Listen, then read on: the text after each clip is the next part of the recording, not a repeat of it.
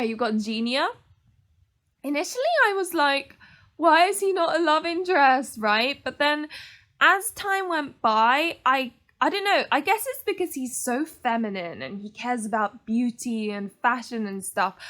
I began seeing him more like an older sister.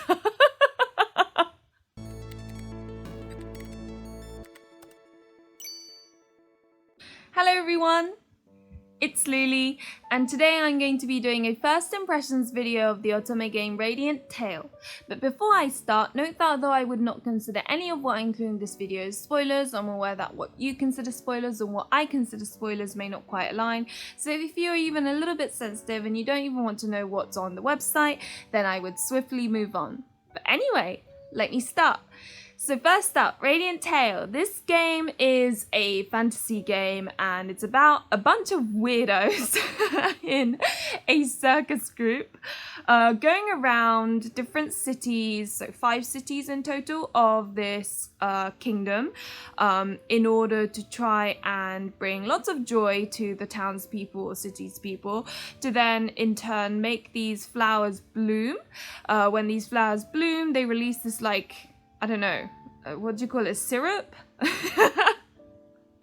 That if you drink, brings like great joy basically. And the reason why they want to do this is because the prince, who is incredibly powerful, due to a number of circumstances, ends up going into this state of like kind of like sort of like depression almost. It's almost like his heart's gone to sleep. So although he's awake and, you know, can move and stuff, he is unable to he doesn't grow. It's almost like time has stopped for him and he's in this constant state of depression. And the only way they figured out how to cure him is by giving him the syrup of these flowers. Now, of course, the main character wants to live an ordinary life. She doesn't want any of this. She just wants, you know, get on with her life. But because of some events, she ends up being recruited and is basically pretty much ordered to join these bunch of weirdos and go alongside them on these trips to kind of do these performances. And so that's kind of what happens in the common route. It took me about like 5 hours or so to complete the common route. This, bearing in mind, is, you know, skipping some of the voice acting while listening to others, like, well, you know, I would say it's a very typical speed at which I've completed this. So just think of like maybe 4 to 6 hours. It depends on your playstyle. And within this time, what happens is, you know, the main character encounters these, you know, circus members, ends up having to join them, and goes to each of the 5 cities and does these performances. So I guess it's kind of like an hour per city exploration. And in each city exploration, you also get to know one of the love interests as well. And I guess this is their way of helping you to get to know the love interest better, as well as the, you know, world better. And I thought it worked really well. But it was definitely not what I had expected, because I obviously expected this performance thing, but I wasn't quite sure how they were going to do it. So I thought maybe each route is like showing the performance, but no, what basically happened is in the common route they showed all 5 performances, and then like that kind of helped you get to know the characters. And I thought that was interesting because that wasn't what I had in mind.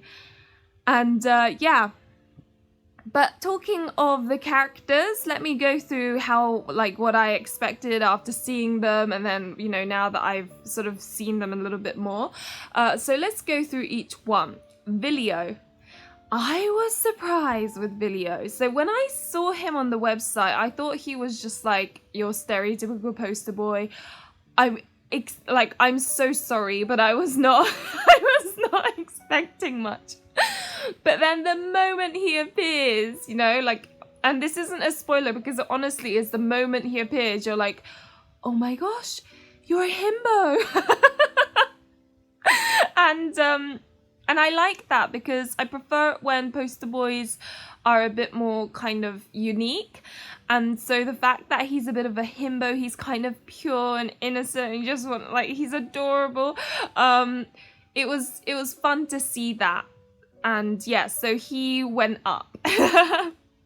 Next up is Zafora. Zafora, yeah, I initially I looked at him and I thought he looks cool, but then I knew he was a tsunboy, so I was a little bit apprehensive of what kind of tsunboy he is, because there are different types of tsundere guys, and depending on what type, obviously, like, I feel differently. And, you know, it was a bit of a roller coaster with me in terms of Zafora. Sometimes I liked him, sometimes I didn't, but, like, once you explore his backstory, which obviously I'm not going to talk about, but once you do, things make a bit more sense. And yeah, I'm actually looking forward to him as a character now. Next up is Paschalia. Paschalia didn't change at all, to be honest. I looked at him and thought, he's elegant. And then I saw him speak a little bit and thought, he's like Shion, he's elegant. And then right at the end, I still thought, oh, he's elegant. He seems very, like, floaty and head in the clouds. Like, yeah, very much like Shion from Variable Barricade. So there wasn't really much change there. Fourth is Eon. Unfortunately, Eon I was actually really excited about because he's tall, he's attractive, he looks cute, but in like a bit scary way. And don't get me wrong, he's a bit scary, he is, and in a funny way, but he's just so quiet, and I'm just not really into quiet guys as much. So if you're really into like kudere characters, that he's like perfect for you, right? He doesn't speak much, he's quiet, but I just felt like I didn't see him show much like romance or like romantic expression towards the main character at all. So that could be what it is that I kind of missed, and who knows, maybe when I go down his route I'll feel differently, but for now he went down a little bit. Now, fifth but not least is Radie. He stayed the same in a good way. So I already was excited about Radie because, you know, he's almost like the mascot character, like all fluffy and stuff. But then he has his like humanoid form, which is like super attractive. And as a sucker for mascot characters, the fact that he's also a love interest is just like double points, if you know what I mean. And, you know, the little scenes between him and, you know, the main character, seeing it, I thought there were sweet moments, and I'm really looking forward to how that develops when I go down his route as well. And so, yeah, those are the 5 love interests. Now, let me have give an honorable mention. Now, you've got Jinnia. Initially, I was like, why is he not a love interest, right? But then as time went by, I don't know, I guess it's because he's so feminine and he cares about beauty and fashion and stuff. I began seeing him more like an older sister. So, you know, it's definitely a change that I didn't really expect, but it was a good one, and I feel like, who knows, some of you may feel the same way after, you know, going through the common route. Some of you may not. But yeah, for me, he became almost like an older sister or something, which was unexpected in a way. But yeah, so those are the characters. So let me think. I guess Radie and Vilio are like right at the top.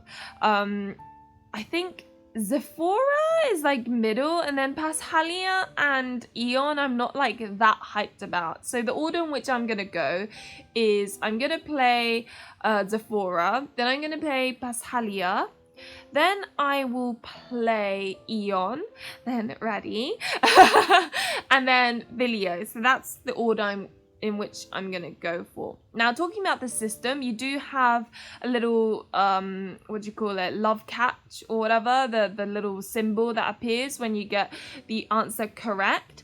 Now, this game also has a map selection page as well, which is really interesting. So what happens is every time you go to a city, you know, for these performances, you kind of have to explore the city a little bit, and that's when you end up on this map selection screen. You've got like the little faces of each of the characters, like the love interests. And so let's say I want to go down Zafora's route, and therefore I want to increase his affection. What I do is I would specifically go to where Zafora's gone, and then like sometimes you have to go through all of them anyway, but there are moments where you can only go to one, and that's when you'd pick the character you want to go down the route of. And what happens then is a little event happens of you guys exploring the town or whatever it is, and then a dialogue box will appear where like you pick the right or wrong answer, and that's kind of how you increase your affection with the characters that you want to. And I think, that pretty much kind of explains how the game works. It is pretty much a visual novel, just with this map selections thing included every now and then. Now, I would say the vibe, like overall vibe of the game is very much like, almost like the world of Harry Potter. Not the school, but think of some like Fantastic Beasts and Where to Find Them, like that spin-off series. It kind of reminds me of that, because they're all like these magical items and like creatures, and I don't know, it's so fantastical and I absolutely adore it.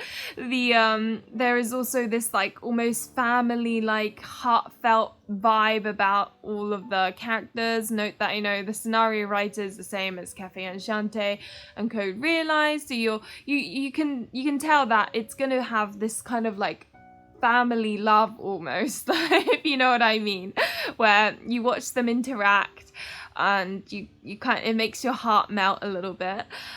So that's kind of the vibe I got.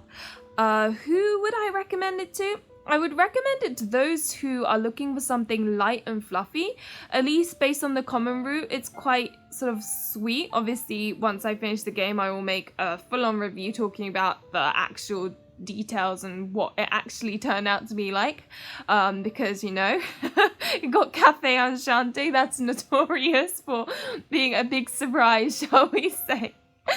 But I believe Radiant Tale is more on the fluffy side from what I have heard.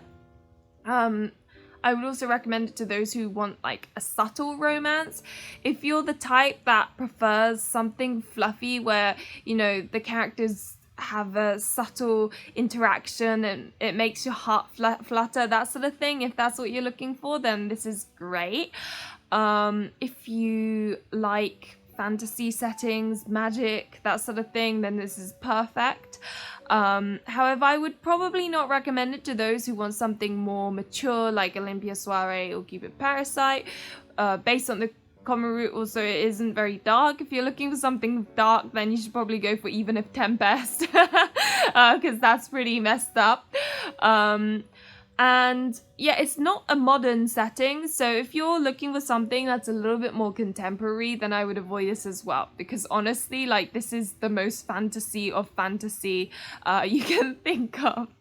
But anyway, that kind of concludes the video. I will leave some of the trigger warnings down in the comments below if you're curious about them. Obviously, this is first impressions, so I can only base it on the common route, so I would probably look more into that. But bearing in mind that, trigger warnings means that you could spoil, like, it could be spoilers, so be careful of that. But I will put down the trigger warnings I felt may be necessary based on the common route alone. And lastly, the Otome question for fun of this video is, out of all of these love interests, which one are you most interested in and why? Please do answer this in the comments below. I would love to know. But anyway, as is always the case, thank you very much for watching. Remember to like and subscribe if you enjoyed the content, and hopefully I'll see you in another one of my videos. Bye!